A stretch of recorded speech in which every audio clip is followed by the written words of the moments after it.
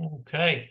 Good evening, everyone, and welcome to a conversation about grief and loss during the war. Nechama and I were thinking of relevant topics to do for our next a conversation about for parents of teens and young adults, and we thought that this would be a meaningful one. It's probably something that's touched everyone throughout the last many months. Let's say differently, throughout the last year and a half. And we thought it would be meaningful to offer something devoted to this concept of loss. And, both on we've all lost, people, whether it's a neighbor, whether it's a family member, whether it's someone we know, whether it's someone a family member knows. And our kids have all been dealing with this, as well. Definitely at the beginning of the war, you know, um, I had at the time a 10th grader, like 3 or 4 people in her orbit, unfortunately, were killed in the war, and it was a lot to handle. It's a lot for anyone to really hold. And we thought that tonight would be an opportunity to have 2 experts in the field and to be able to offer thoughts and concrete ideas about how we could help our teens and young adults in this area. The first, bear with me 1 second. There you are. The first speaker of the evening will be Aviva Barnett, who is an existential psychotherapist, clinical supervisor, and international lecturer. She creates online courses for therapists.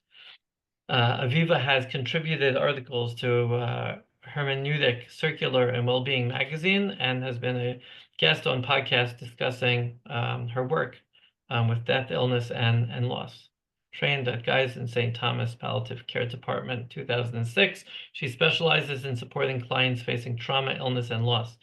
Aviva offers bereavement support groups online. Aviva just published her book, Dialogues on the Relationship in Existential Supervision with her supervisor.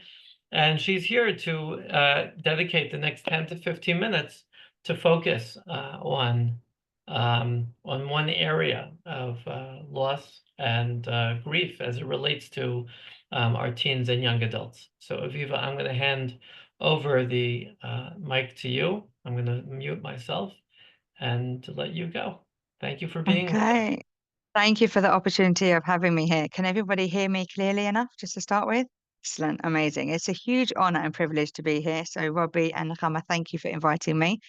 I would love to invite those of you who feel comfortable to turn on your screen because I love speaking to people. I love seeing your faces. I love engaging with you on a personal basis if you can. Thank you, Miriam Devora. Lovely to see you. Anybody else feels comfortable, please let me invite you to come on in because I think it would be wonderful if this can be an interactive workshop that we can be in together. And if you don't, I respect your decision. I will share the screen now and go through a couple of pointers as to what I've prepared earlier on this topic that I'm extremely passionate about.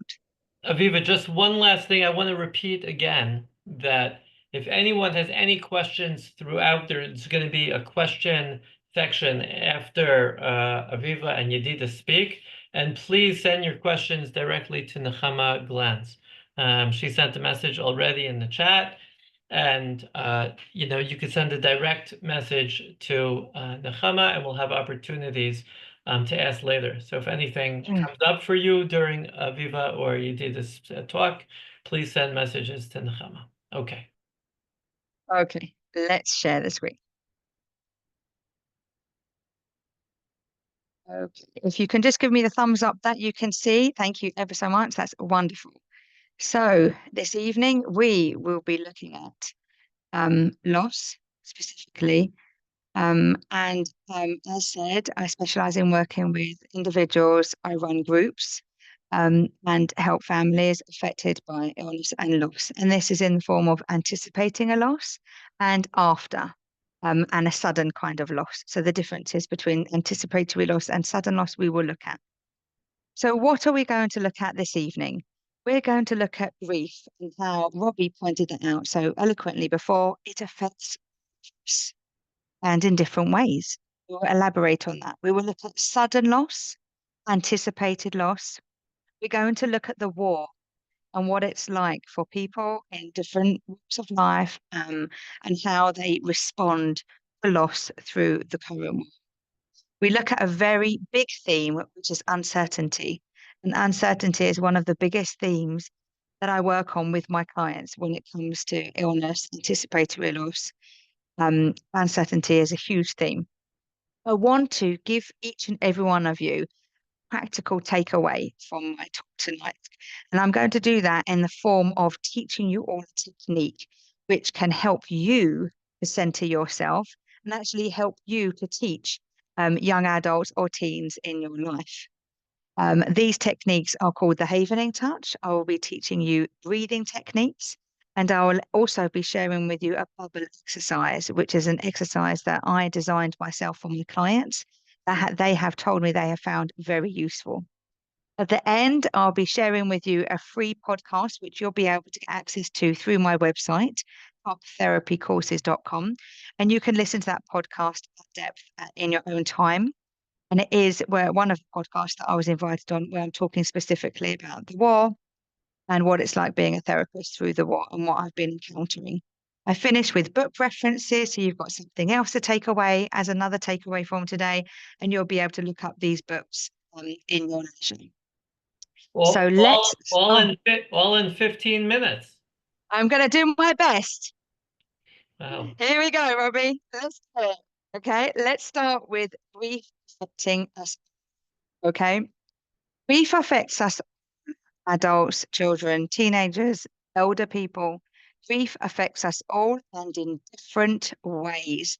By the way, I must say, because I can see a very studious student here taking notes, feel free not to feel pressure because Nakama can send all of you these slides that I've got here. You can sit back and relax and not feel pressured. There is no one way to grieve. And I put it here in 6699 here because there's a misconception here that in order to grieve well, one has to go through some kind of process, some kind of stage. And there's no one way to do that.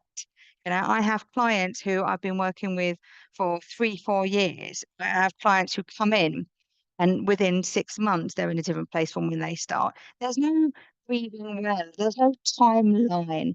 And these misconceptions um, enable people to feel stuck sometimes in wondering if they're doing it properly or doing it well.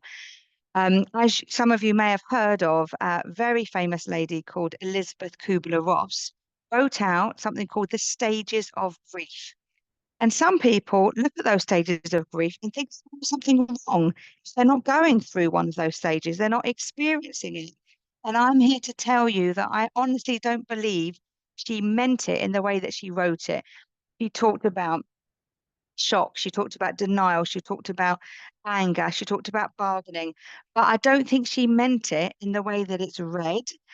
And that when people go through the grieving process, it doesn't mean that they're grieving well if they're not hitting the milestone, should we say, that Elizabeth Kubler-Ross set out in her famous Death and Dying. Okay. What I would like to talk about here is allowing space for yourself and your loved ones to grieve in their way, in their time. And that can look very different, even in the same family. Okay, I've worked with families, and family members have all lost the same person. Okay? I facilitated a support group when a teen died, um, and the grandparents and the parents and the siblings responded to that same loss in a different way.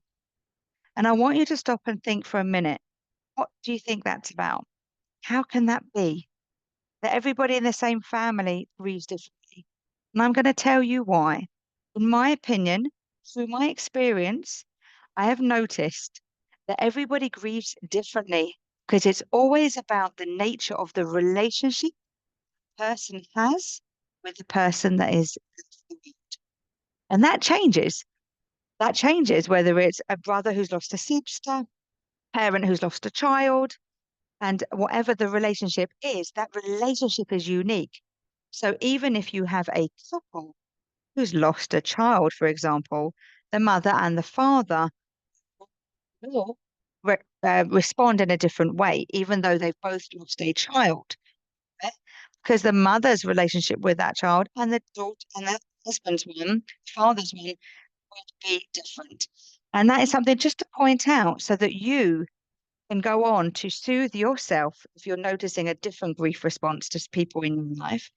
And it's something that you can help young adults to understand because they may be in a group of a friendship group. They may feel differently from their peers. So I'll leave Yedida to talk more about teens, but I do want to point that out here now. When it comes to grief, people can feel very isolated and different from others if they're not grieving in the same. And I think that's an important point. Okay, I would love to share this image with you. This is one of my favorite images when it comes to grief. If you look at the top line, you'll see that people tend to believe that grief shrinks over time. That's a common thing that people think. Okay. But what really happens is that we grow around our grief. Okay. And that's a different way of looking at it. And that can be very helpful. We grow around our grief. It's not that the grief diminishes or shrinks. If you think about a pebble in your pocket of your trousers, if you're a gentleman, or in your cardigan, if you're a woman, okay, you have a pebble. At the beginning of grief, that pebble can feel like it's the hugest weight on you and it drags you down. Yet you learn to adjust to and you learn to be with it so that you continue to hold that pebble and you take that pebble through your life with you, but it doesn't feel the same way it initially does. Okay, let's move on. I'd like to give you some examples of what a sudden loss can look like. Okay, you will probably be incredibly familiar with the standard, shall we say, ones that most people think about when they think of a sudden loss, they think about heart attack. Okay, they think about suicide. There's drowning and a car crash. There are other kinds of losses as well, people experiencing, such as a miscarriage or a loss of a pet, cherished and dear pet. There are sudden losses that happen that are not death related. And I want to bring that to light as well. They can be a loss of a possession. I've worked with people who've gone through burglary and they've lost their treasured items. And that's a huge loss, but it's not a death. It could be loss of a home through a fire, and loss of a community when people have moved home. There are many different examples of sudden loss not through death. So I just wanted to give you a couple here. Let's now put our attention towards anticipated loss. Most people, firstly, will automatically think of a terminal illness. Somebody who has, for example, cancer, and it may have metastasized, it may have spread through the body, may have become terminal. Doctors may turn around and say, there's no more treatment available. This is the kind of loss that people would view as an anticipated loss. An anticipated loss means the loss is expected. It is not a shock compared to a sudden death. But I must point out here, even a anticipated loss, when somebody knows they're going to lose their loved one, there will always be an element of shock when that person leaves the world. That element of can't believe it's actually happened. That I won't use the word surprise, I'd say shock. But how can that happen when have been anticipating this loss for months, sometimes weeks?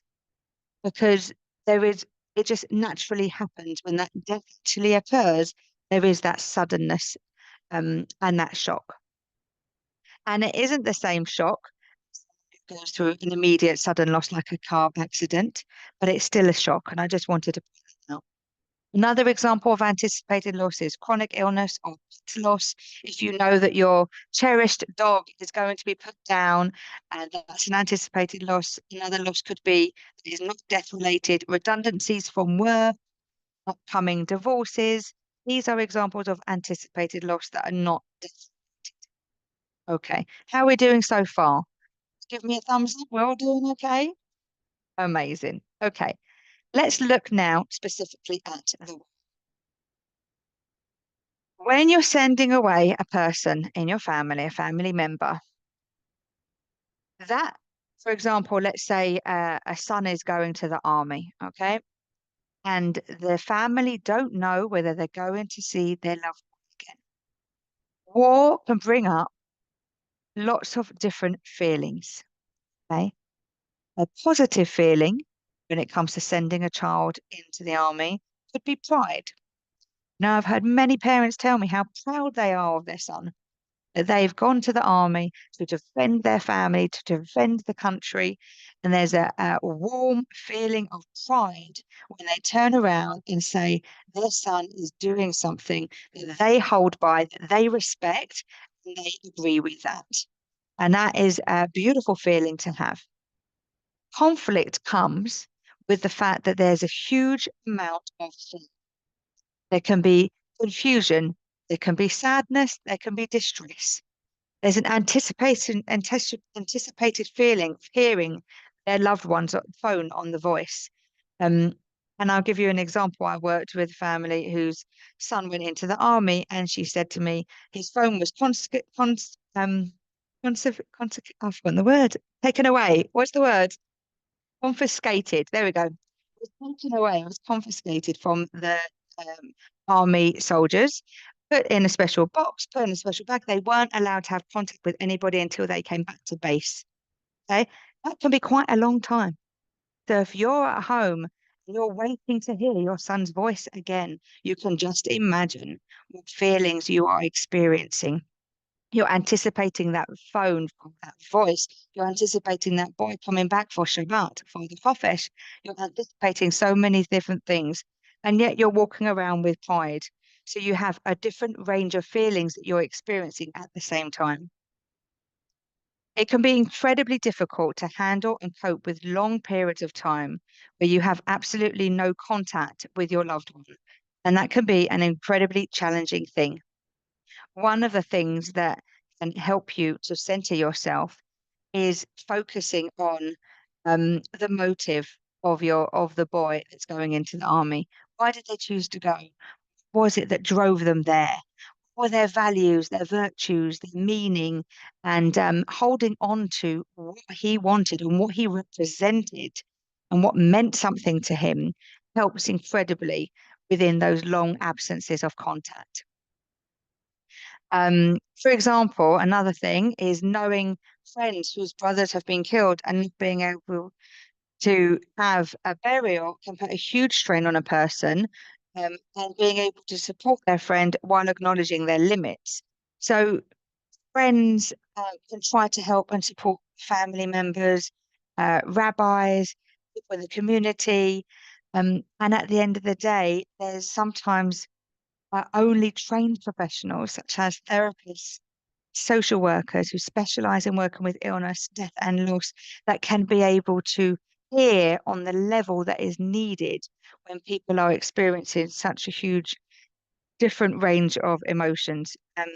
Being grateful for the family whose son came back home, at the same time holding on to the sad and distress of not knowing whether their son came back home. So it's the difference of emotions again, actually, again and again.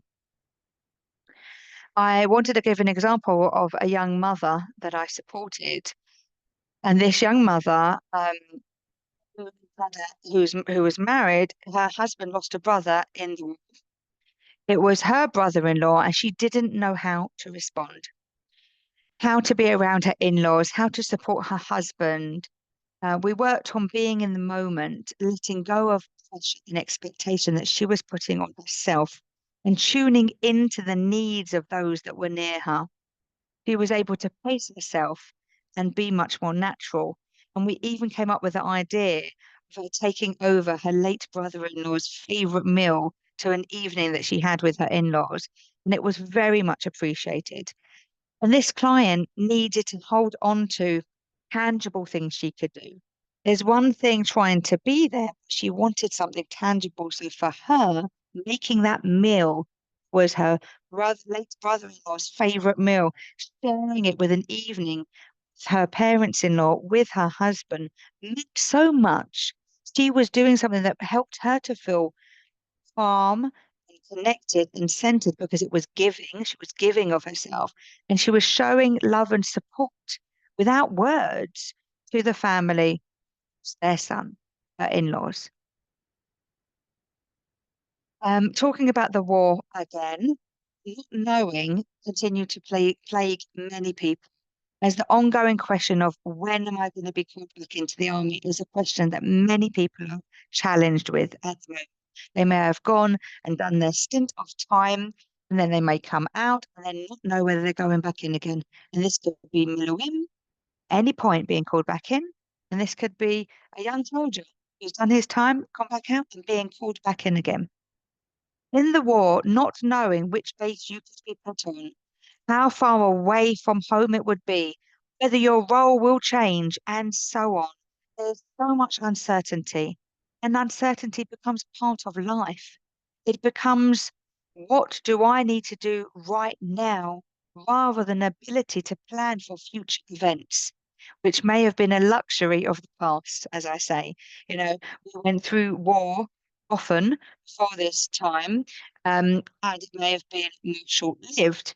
In this war, um, it's very difficult to plan for a month's time, for 2 months' time, for 3 months' time, for next year. People need to be much more in the moment. What do I need to do right now? What's the right thing for me? What's the right thing for my children? And centering into the present. While we look at the present, I wanted to just give you a little bit of a diagram here, just to show you the difference between where our thinking is. This is something so helpful, and young teens who are able to cognitively take on this concept, it's a wonderful thing to teach them. So past thinking is the should have done, those kind of things. When we say to ourselves, I should have done this, I should have gone there, I could have done this, those thoughts that start with that kind of language will bring about a low mood, sense of despair, sense of regret. I remember losing my grandma, who I was incredibly close to, and she wanted to speak to me before she died. I did make time, but then she wanted me to go back, and I was my fiance, he was at the time, and I didn't go back in time. And then she died, and I have to live now for my life now. I didn't know the last thing that she wanted to tell me. And I'm sharing this very personal example because if I fixate on that thought of I should have gone back and I should have made more time and I should have asked my fiance to wait, then I'll be plagued with despair. That's called past thinking. Let's go forward. What about futuristic thinking? Future thinking is the what will happen when, how will it be? And that can be when it comes to the war, when it comes to grief. How will they die? In which way will they die? Will they be in pain? These questions of the future are out of our control. Cannot control the future. Only Hashem can. So the future signifies anxious thoughts and thoughts based in fear. So if we know our past is based in area that is beyond us, we've finished with it. It's despair, it's low mood, and it's regret. And we don't want to be there. Otherwise, we're suffering and we can be in a lot of low mood and pain. And if we don't want to be in the future, where it's huge anxiety and fear and dread, what are we left with? We're left with the present. Staying in the present moment, which is what I've got, is very calming and something that I would recommend saying. And I've said before to my children when I run into the mamad, when we have a siren, right now in this moment, we are safe. It's a very calming mantra. It's a great takeaway from tonight's webinar. Use it. Use it for yourself. Use it for your children. Use it for your partner. Right now, in this moment, I am safe. My family is safe. And if you can say that to yourself with the knowledge that right now, as long as you believe it and long as you know it to the best of your ability, right now I am safe, that would be incredibly calming. We did talk about uncertainty, and I'm aware of time. So Aviva, before, I'm giving you 5 more minutes and then we're gonna stop. yeah, fine, I will skip past this then, and I will go straight to an experiential technique. Okay. And it's all just to help you so that you can have things to take away from tonight. The havening touch technique. I'm going to ask you all to do it with me. Put your hands out in front of you so I can see it, please. Thank you. Excellent. Now, what I want you to do is put your hands kind of crossed over yourself. Excellent. And as I'm talking, bring your arms down. Okay. Absolutely. Keep doing this and notice if you're seeing any change. I'm going to teach you what this is. It's called the Havening Touch, devised by Dr. Ron Rudin, an excellent, phenomenal trauma therapist in America. And he says that this technique can be used anywhere. It's free of charge and it has an instant response. You can go up and down like Robbie's doing, or you can just do down, your hands and down if you want to. This havening touch is called havening based on the word safe haven. When you think about holding a little baby, you want to create a safe haven. And what we're doing is doing it for ourselves. Let's go to the eyebrows. Up onto the eyebrows, that's right, and across. Because we're touching the specific points now of the body and the cheeks that Dr. Ron Rudin said have the sensors in the body called comfort sensors. And we are trying to comfort ourselves. And these comfort triggers allow us to get into the body, to the moment of the here and now, and it's centering. That's a technique. Moving on ever so quickly, breathing. Okay. Breathing is essential to bring our nervous system back down to base. And we can do it with younger children, older children, and ourselves. Young children, we can imagine our hand up here, breathing in and out. And as we breathe out, we can imagine blowing out a birthday candle, breathing in and out. And they breathe out. Fingers on the candle, fingers on the hand can represent the candle. Okay. And they breathe out slowly. An older child, for example, may enjoy imagining a scent like vanilla or lavender, and they can imagine having a soap in their hand and breathing in, imagining that scent filling them up and releasing the breath. These are just small little techniques that can help somebody back into the present moment. Okay, the bubble is an exercise. Because of time, I won't be allowed to go through it with you now, but I can tell you if you want to go to my website, you're more than welcome to go to my website, toptherapycourses.com, and you'll be able to get the Tranquility album. In the Tranquility album is a designed track called Bubble exercise where you can literally imagine yourself with somebody that you love, you've lost, or somebody that you love that is far away in the army and you don't have connection with them. And having a visualization bring a sense of inner peace and calm. I want to finish by saying feel free to take the free podcast from my website. You can listen to about healing in times of war, more techniques of how to cope with loss and grief. And I want to give you the 3 book recommendations that I highly recommend. Brief Prescription is done by my colleague through England, Dr. Chloe Mitchell. She's not Jewish, but she's an existential practitioner like me. She wrote a book for people going through grief. Many books by the very talented David Tesler, therapist in America. He wrote about making meaning through loss and grief. And Irvin Yalom, who wrote a book with his late wife before she died called A Matter of Death and Life. I wish I would have had longer to be able to talk about this subject that I'm so passionate about. Thank you for the opportunity for letting me be here. I'm here for the rest of the webinar. And I will stop the share now and hope that you found that informative and useful.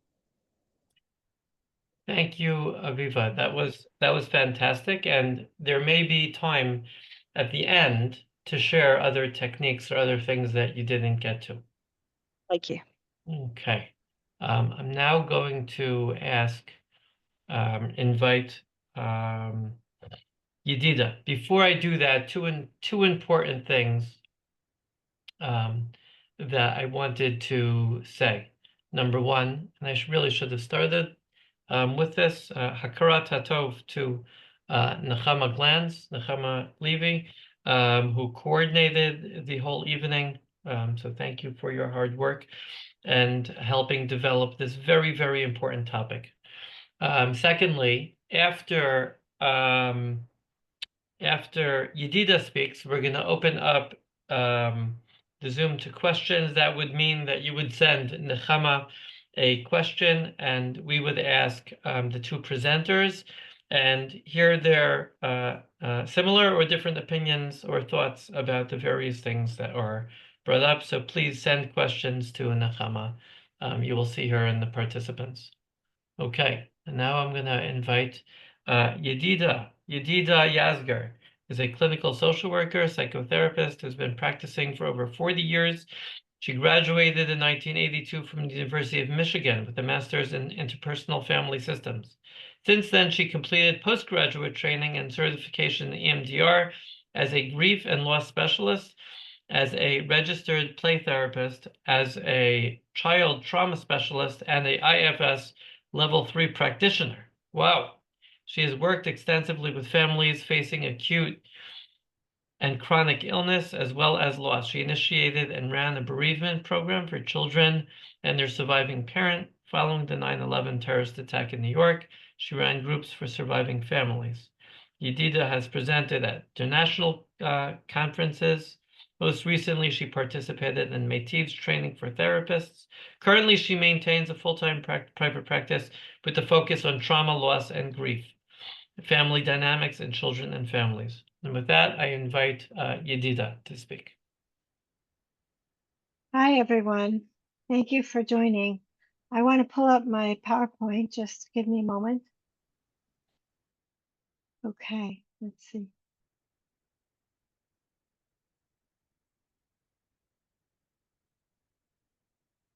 Okay, can you all see my PowerPoint now? Yes? Perfect. Okay. All right, so the title originally... These are Okay. the slides that we could see your notes. I think it's a different way without us being able to see your notes. Sorry. Okay, let's see. How do we stop share?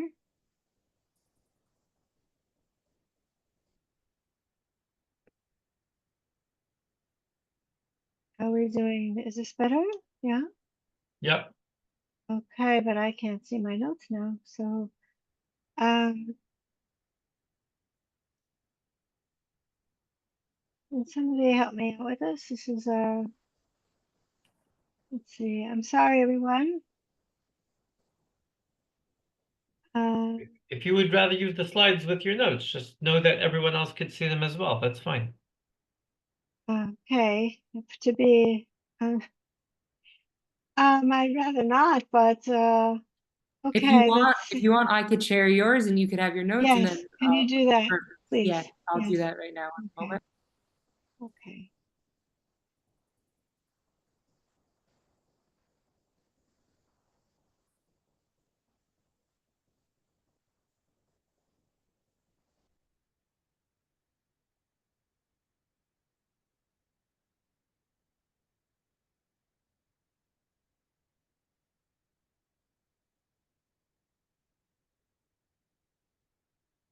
Okay. How are we doing? Are they all? I don't see the presentation, so you'll have to tell me when you're switching slides. Let's see. Okay. All right. Now I do. Okay.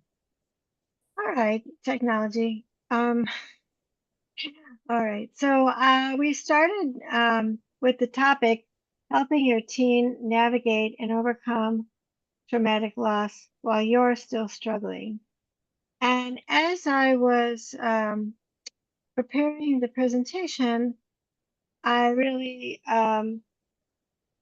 realized that it should have been named, can you switch the slide? Come on. Helping yourself with traumatic loss so you can help your teens. You know, when you get on the airplane, they always say, put on your own mask before you help your child. So we're going to be talking a little bit about how to help yourself. So first things first, let's focus on helping you as parents with your own grief. And I want to just, before we begin, we may be touching on some difficult and sensitive topics. And I want to suggest that you find a safe place for yourself. Ask yourself, can you think of a place where you feel calm and content and safe? You can close your eyes, or if you prefer, you can keep them open. Spend a minute there now. Just feel it and remember it.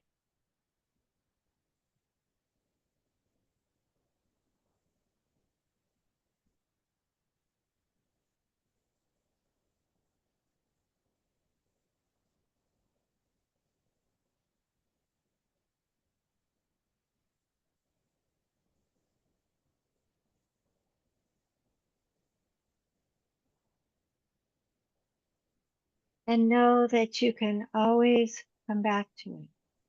You can always come back to this place whenever it feels right.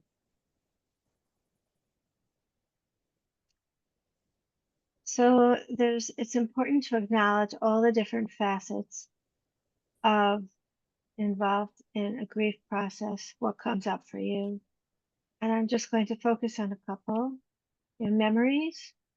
What are your best memories of your son or daughter who is niftar? What did you love about him or her the most? Who did he or she remind you of most in personality, in features? Reach inside your heart and feel your connection with your son and daughter.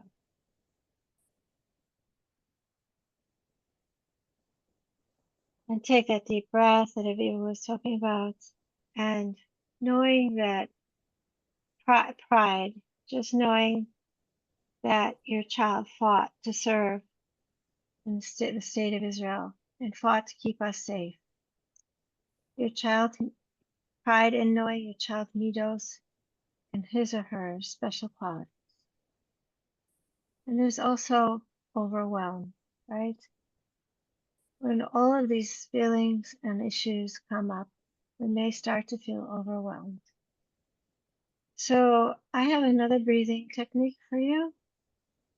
Just try to take a deep breath in and fill your chest with air, pull your shoulders back. And then when you exhale through your mouth slowly, we'll try it together a couple of times. Just take a deep breath in and fill your chest with air. Put your shoulders back and exhale out slowly through your nose, through your mouth.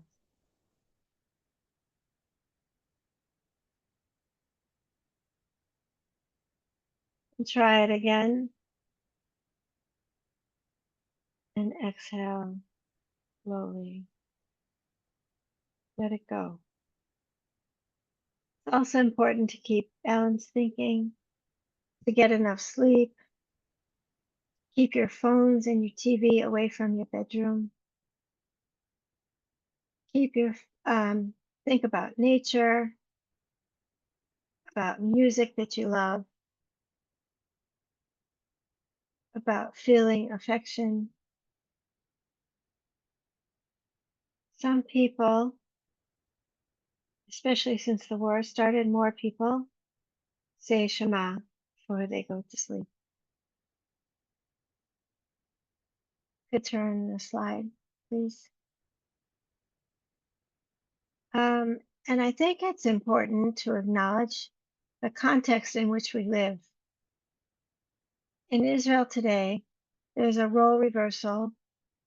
And what I mean by that in the family is that the parent, before the war, by and large, it was the parents' role to keep our children safe. Now our children our teens and young adults are keeping us safe and all of Israel safe. It's a burden and it's an honor. And for some, if not most, it's overwhelming, even if they don't talk about it. And then for the individual, there is a feeling sometimes as Aviva mentioned, there's feelings of isolation and hopelessness and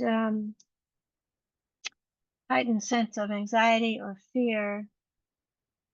And also there may be more inspiration from all of the increased unity that we have and the support for our soldiers, the demonstrations we have, how much we care for our hostages, and the large turnouts we've seen and maybe even experienced for our soldier heroes. Next slide, please. So Viktor Frankl, in his book, Man's Search for Meaning, which he wrote after the Holocaust in 1946, spoke about how connection and making meaning can get us through the most difficult of challenges. How to create connection, verbalize your feelings of affection towards your teens. You know, you could say that in real time. Just let them know how much you love them. You can get together with other parents who also lost a soldier child with his or her unit, or his or her friends, her teachers, and those who knew him or her best. And to create meaning, a sense of purpose, a lot of it can be done through memorializing. There are family projects and ceremonies to keep the memory of the deceased alive. There can be a trip to his or her favorite places, a dedication, and a project to maybe help others in his or her name. So going forward, we have to try to find meaning in terms of a wider lens of time and space. And it's okay to seek professional help if you feel you're struggling. Next slide. I wanted to speak a little bit about the loss. There's so much of it on this, but briefly, the impact of the loss on the family, particularly on boundaries. You are still the parents at home. Try to keep that boundary. Validate your children and share. You could share your own feelings so long as it's from their perspective. So you could say, oh, I see that's really, really sad. And I get that. And I know what you mean. Going over the boundary, maybe saying, I'm so distraught myself. And then their teen is going to feel the need to take care of you. So we don't want to overwhelm our young teens or adults with feelings, with our needs and our feelings of sadness. What is your family's coping style? Are you tending to be closer now? Or was it easier to be close when everything was routine? And it's important to keep our connections with one another. Next slide.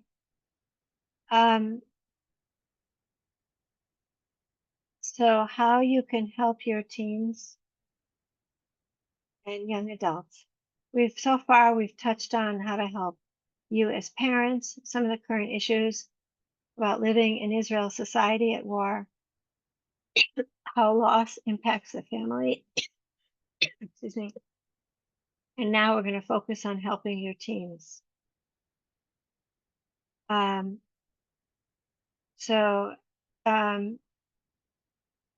teens are very smart and they want us to be genuine, to be real with them. It's possible that they've already attended several funerals of their friends. So much grief at such a young age. Let's help them acknowledge their sense of loss and their fears. And just put your heart into it. Reach inside and find the hope within you that the world will be good again. But the hope is happening in Israel. The song that's gone viral, Hashem Yisbarach, has really caught on. So with that, we're going to go to the next slide. So this is a little bit, see? So I think the next one is the sense of control. Okay, next slide, please. Okay. There's some things we can control and some things we can't. Help your teens to know that. What they can choose and what they can't choose. When we lose someone close, we realize that ultimately we're not in charge, we're not in control. And it's true for us as adults as well. And all the years I worked in hospitals and with chronically acutely ill patients, that's what people came to the realization that suddenly they no longer control what they thought they could. Next slide.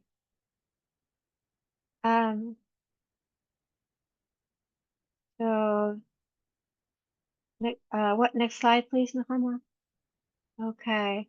Things to look out for and notice in your teen or young adult. Are you noticing that they're withdrawing more than usual from family and friends? Are you noticing a difference in their mood, a frequency or intensity in their anger, or length, intensity, or appearance of their sadness? Maybe they're using alcohol or drugs more than they used to, or more, or for the first time. Maybe are you noticing a decrease in their appetite, or that they're sleeping more or less than usual, or they're not having trouble concentrating or focusing on work or school, or if they're having suicidal thoughts? It's important to help them get professional help when needed. Next slide, please. There are lots of modalities that can help. Family systems is what I was originally trained in, and it's an excellent modality for helping the family to process their grief together. EMDR is an acronym for a long name: eye movement desensitization and reprocessing. Basically, when there's a prolonged grief or people are experiencing flashbacks, difficult memories, and they're troubling them, they're triggering, or when we feel stuck, internal family systems can help you to feel internally connected with the different aspects or different parts of yourself. Brain spotting is a somatic therapy to help you connect neurologically. And creative arts and movement therapies helps you to feel more present. And somatic experiences helps you to notice where your feelings are expressed in your body. You and your family will always have, whoops, where are we going? Okay, whoops, we missed one. Sorry. Okay, can you go back one? While your loved one, we are all here together and you're not alone. Keep going, please. While your loved one is no longer here with you in this world, your relationship with them is bigger and greater and more everlasting. We never lose that. Beyond time and space as we know it. You and your family will always share that connection. Last slide. Just that thought. And I put some sources at the end. If that's basically what I had to share.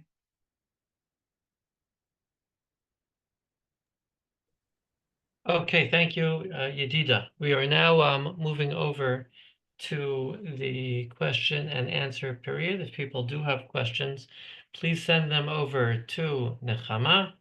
Nechama glance on the participants, and we'll start asking. So Aviva and Yedida, I'm going to start putting some questions out to you. Absolutely. Teens and adolescents sometimes, could be funny with their emotions. And let's say, there's a loss of whether it's a family member or a neighbor or community member, and they express no emotion. There no form of grieving. You said earlier, every type of grieving is okay. Let's say, they don't give any time to, grieve. How would you relate to that? Yedida, do you want to go first? Oh, you said any type of grieving is fine, so I want to hear what you have to say. Okay, I'll jump straight in. I think people can make assumptions very quickly. Okay. And if a young teen or adult is presenting in a way that they're not showing any overt feelings at all, it doesn't mean that they're not processing their grief in their way. Okay. People think, okay, as you did have said before, teens, young adults are very clever. So I think we can run too quickly with our own assumptions based on how somebody is looking on the outside. We don't know what's going on the inside. And I would want to gently encourage dialogue by basically saying, I'm here for you. Should you want to talk? Invite a dialogue. Keep your communication open, is what I would say. But don't assume that they're not grieving because they are not grieving in an overt manner. You can see it. Be my answer. Okay. And I'll just add to that there is always a possibility that the teen feels like he has to take care of his parent by not showing his grief and so we have to give them permission to, and also let them know that there's room for them too. Okay. Right. Thank you. Are there unique ways that you would say teens or young adults, grieve that are different than adults or younger children that, either should be encouraged or should be looked out for or offered opportunities? There are ways that teens are different than adults in a lot of ways, right? No doubt. Yeah, so I think it's all okay. We just have to recognize what their stage of life is. Sometimes they're very mature, and sometimes they're like 2 years old. So, it's just important to just recognize where they're at in the moment and meet them where they're at. Nicely said. And if I can add on to that, thank you, Yedida. What I would like to add on to that is that helping a teen, young adult, even adult, to express themselves in a way that may not be through the spoken word. Some people like art, some people like journaling, which is writing, some people like poetry, some people like drama. They can express themselves in all different ways and express their grief in different ways. It doesn't have to be just through talking and talking to families or friends. Right. Right. I think you both shared a little bit of this, but what would be some signs where a child, you see your teen or young adult and realize that they need more than your support, they need professional help? What would be some flags that they need more than what you could offer as a parent? So the parent has to know their own limits, where they're at first. And also if a teen, the intensity of a teen's reactions are more extreme, in different emotions or of sleeping, like I said before, sleeping more or less than usual, or eating more or less than usual, angrier more or less than usual, less social, more isolated, drinking alcohol more or other drugs, and perhaps even verbalizing suicidal thoughts. All of those are good reasons to get help. Yeah, Okay. agreed. And I would also add is if you know that your teen or young adult um always loves gymnastics, for example. She lives for gymnastics. She that's who she is. That's what she strives for. And she doesn't derive any pleasure anymore from gymnastics. That would be something that I would want to look out for. The things that that person loves and mean so much for them now they become quite numb to it, I would describe it as. And that can be, child, young adult, or adult itself. It can be all through the age span. If someone is expressing a lack of desire to do the things that always brought them joy, that would be a sign for me to try to investigate further.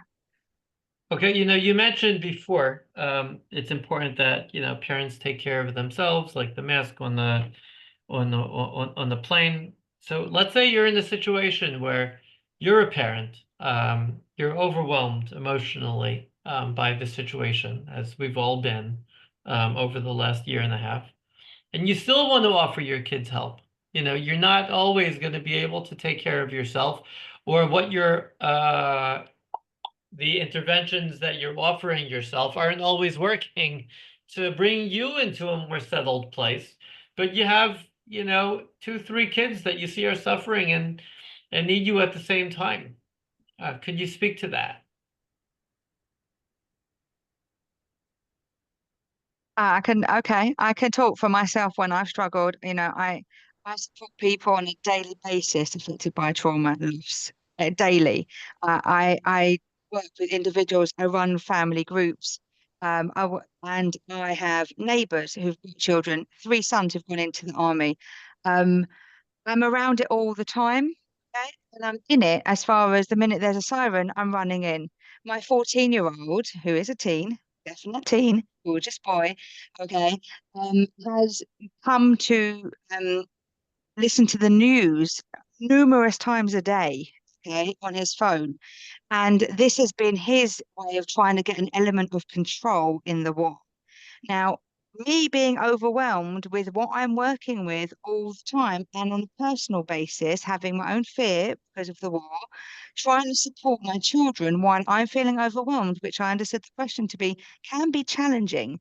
And yet, what I can do is look at with my son, what is listening to the news giving you, darling? Do you feel that that's increasing your anxiety? Do you feel like, what's giving to you? So I will look at where my teenager is and what they're doing or not doing and question it in a loving way.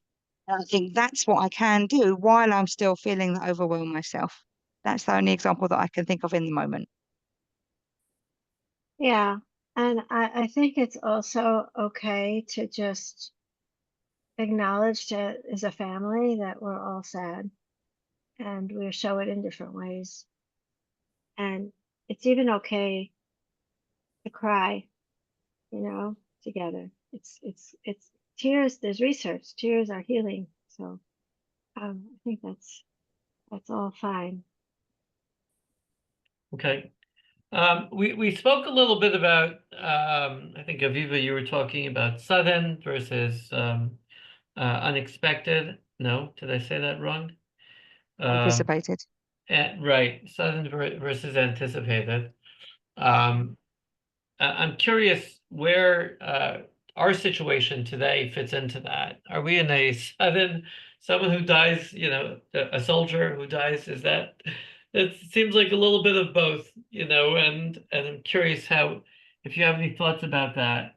And is it ever relevant to talk to our kids, to our teens, to anticipate that this may happen?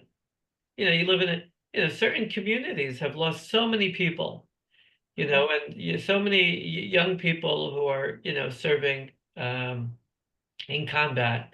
Is it relevant to, I don't know if the word is preempt, that this may be a situation that we may encounter? Is that helpful? Excellent question. Yeah, Yedida, I hand over to you. Okay. I think kids already know that this could happen. There's always the shock that when it does happen, even if we know it. I don't know that it's good to inject more anxiety into our kids. Little kids have heard about things, and I see little kids too in my playroom here. So, I think we're all aware. We've all experienced the sirens, the mamad, and I don't know if it helps to prep our kids that this could happen. I think I like what Aviva said, and we use it in EMDR also. We're here right now. We're all together, and we're fine. And actually, there's with kids, with a family, you could play that game where you put your hands and build a tower, and that's very grounding. We're here. We're right now, and have everybody say it together. We're all here. We're all together, and we're all fine. And to do, you could do that in the mamad. You could do that anytime, and it's grounding, and it brings people closer together, and that's the best we can do. Like we said, we're not in control. We can certainly do our best to be here and to be here for our children. Did you want to say anything, Aviva, to that? Yeah, thank you. I don't know how to comment on prepping teenagers and young adults because I work with 18 plus predominantly. But what I would say is if a teen is coming to you saying, I'm not sure if I'm going to see a brother again, I would very much strongly recommend validating that concern, being with that concern, rather than pushing it away and negating it. And that's important as well. Right, this may have been mentioned before, but are there particular techniques when it comes to grieving or mourning that you would encourage for teens or young adults? Well, a long time ago, I ran a family bereavement program. We had a group for the parents, they all ran at the same time concurrently. A group for the parents, a group for the teens, a group for the middles, and a group for the littles. And we went through the different issues related to grief, and we geared them to age appropriate ways. So teens may have certain music that they are that resonate with them, or some creativity projects that they may want to use. All of it is a way of connecting with one another. So, friend groups are really important to teens. And so there may be a group of teens who've experienced the loss of a sibling that your child could participate in. And perhaps there could be some teen-friendly activities that would help them process their grief. Very nicely said. I would add on to that something called the memory box. I think the memory box is something that is useful for all ages. And I think that it's not just for the little ones. And it's a box or a place where the teen or young adult can write to the person they've loved and lost and leave a letter in that area. They can put the memory, they can be part of that person's jacket or top or trousers that they loved as a fabric to be able to touch it to get into the senses. Um, I think a memory box is something that can very much looked into as a great useful thing to do in a way of processing. And education, understanding what grief is, how it affects our bodies, our minds, our attitude, how it affects our unwillingness to want to stick in the routine we've always done, and everything gets shaken up so very often. So some kind of education piece would be useful, and then maybe even a book that is often used for younger ones called The Invisible String, and there are many other ones that can also be used, yeah, for older ones as well, because the concept is we are always connected and we relate to the deceased, even though they're not longer here anymore. So photos of the person they've lost and loved, things like that are tangible and can be put in the memory box as well. Okay. I think we're coming to the end. I was just going to give Yedida and Aviva an opportunity to share a last thought to parents of teens and young adults. It could be an intervention, it could be a thought about, I guess, offering support to their kids at a time of war. And it's been maybe quieter in the last period of time, but we don't know where things are going to go, and it's really helpful. This has been really, really helpful to just receive these extra tools and ideas in terms of being able to help our kids. Aviva, why don't you share one last thought, and then Okay, so I want to share, absolutely, thank you. And thanks again for the opportunity to be here. The two words I want to leave everyone with is kindness and patience. Okay. If you are kind to yourself as a parent, and you are patient with yourself, and you become kind and patient to your teen or young adult, it's going to help immensely within all of the fear and all of the dread and uncertainty. Kindness and patience are two qualities I want to encourage each and everyone on the screen tonight to be that way with themselves and with their teens and young adults. Okay, thank you. Yedida?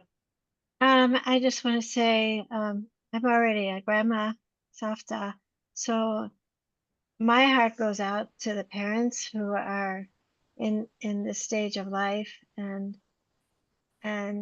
just to know that I just recognize how much it is to try to separate, to be with at the same time our grief and our children's grief, and I just all kavod, and I wish you lots of strength and to